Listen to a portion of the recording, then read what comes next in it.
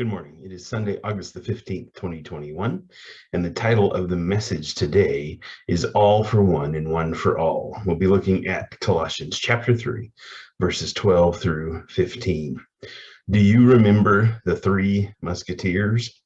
They first appeared in a French novel as swashbuckling heroes who fought against injustice. Since then, the adventures of the Three Musketeers have been adapted to the stage, film, animation, television, board and video games, and even to the name of a candy bar. Do you recall their famous motto? If so, then you know they prepared for every battle by gathering in a circle, crossing their swords, and shouting in unison, all for one, and one for all. The Three Musketeers knew that sticking together, watching out for one another, and putting their team first were the keys to victory. Like these well-known literary characters, believers also need to stick together, watch out for each other, and put their team or their family of believers first. Sadly, this kind of Christian unity is very rare in our churches and in our world today. Far too many self-professing Christians are self-serving, have a sense of entitlement, or have their own personal agendas. Instead of seeking the best for their fellow believers, they seek what is best for themselves. Instead of seeing themselves as servants of their fellow believers, they believe others should serve them. And instead of participating with their fellow believers, they work toward their own goals, their own desires, and their own preferences. This type of person is not someone who fosters unity in a group of believers. In fact, they can only cause disagreement by sowing seeds of distrust in church leadership, attempting to lead others astray, and making an effort to draw others away from the church family they have joined. If you encounter such a person, my best advice is to have nothing more to do with them. And if you are, by chance, such a person, I challenge you to have a long, honest conversation with God. You need to ask Him if you are doing His will or your own. In the 17th chapter of John, we find Jesus' words of prayer, which came just prior to his arrest and crucifixion. Jesus, in this particular prayer, prayed for three things: that he might be glorified in accordance with God's will, and that God would be glorified in the process. He prayed for his disciples, knowing the challenges they would face since his daily physical presence with them was coming to an end. And he prayed for all believers, including you and me. In his prayer for all believers, Jesus prayed that the same unity that characterizes his relationship with God the Father would also characterize the unity between believers. In John chapter 17, verses 20 and 21, Jesus' words, "My prayer is not for them alone," meaning the disciples. "I pray also for those who will believe in me through their message, that all of them may be one, Father, just as you are in me, and I am in you. May they also be in us, so that the world may believe that you have sent me." If you don't think unity is important in a body of believers, in a church family, you have missed the point of what Jesus said at the end of verse 21.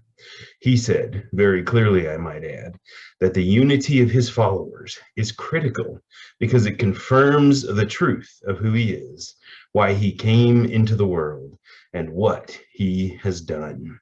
In other words, how we choose to pursue unity either serves as proof of all Christ is and has done to a skeptical world, or it undermines that truth and gives doubters another reason to continue in their non-belief. All of this brings us to the Apostle Paul's teaching on the same subject, Christian unity.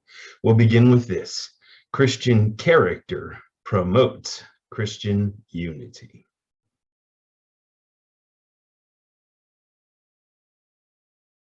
Reading from Colossians chapter 3, verse 12. "Therefore, as God's chosen people, holy and dearly loved, clothe yourselves with compassion, kindness, humility, gentleness, and patience.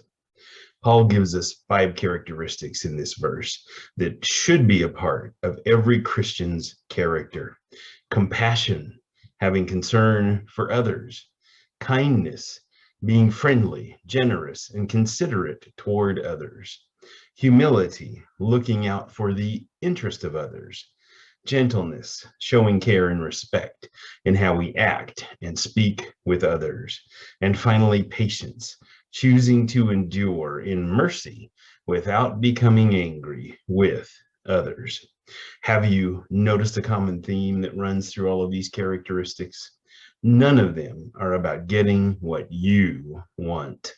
In fact, they are all about responding to others in ways that run contrary to the ways of the world.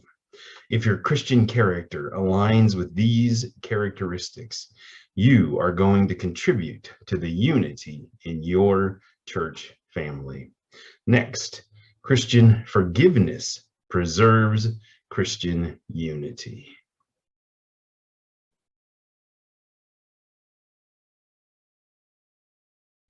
Continuing to read in Colossians chapter 3 with verse 13, bear with each other and forgive one another if any of you has a grievance against someone. Forgive as the Lord forgave you. How many of you have failed in your Christian walk? How many of you have failed in contributing to the unity of your church family?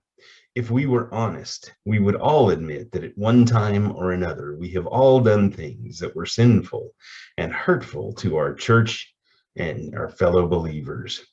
With that in mind, we must remember our shortcomings when someone else falls short. We must forgive them because we have also been forgiven. But I want to emphasize an important point.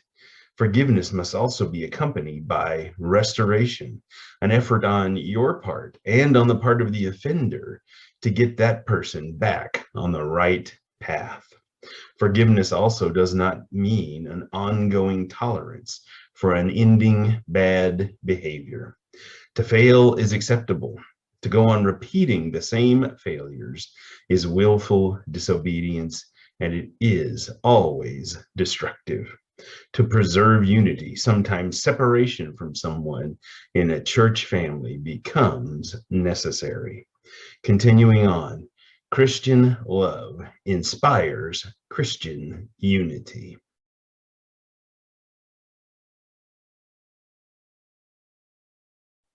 Colossians chapter 3, verse 14.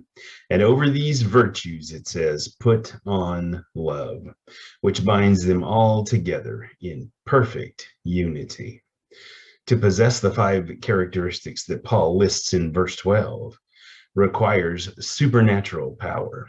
As imperfect human beings, we cannot always be compassionate, kind, humble, gentle, and patient in our own power. We need something greater than ourselves to be the kind of Christians we are called to be. We need God's love. In 1 Corinthians chapter 13, verses 4 through 8, Paul wrote these words about the importance of love in the life of a follower of Christ. Love is patient. Love is kind. It does not envy. It does not boast. It is not proud. It does not dishonor others. It is not self-seeking. It is not easily angered. It keeps no record of wrongs. Continuing in verse 6, love does not delight in evil, but rejoices with the truth. It always protects, always trusts, always hopes, always perseveres. Love never fails. Finally, Christian peace establishes Christian unity.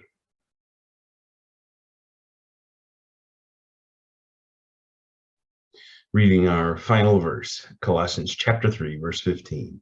Let the peace of Christ rule in your hearts, since as members of one body you were called to peace, and be thankful. How many of you like peace? Peace in your home, peace in your workplace, and peace in your church? If so, then remember to choose to be a peacemaker. Choose to promote, maintain, and restore peace through what you think, say, and do. It is what each of us are called to do as Christians. Stay well this week, and God bless.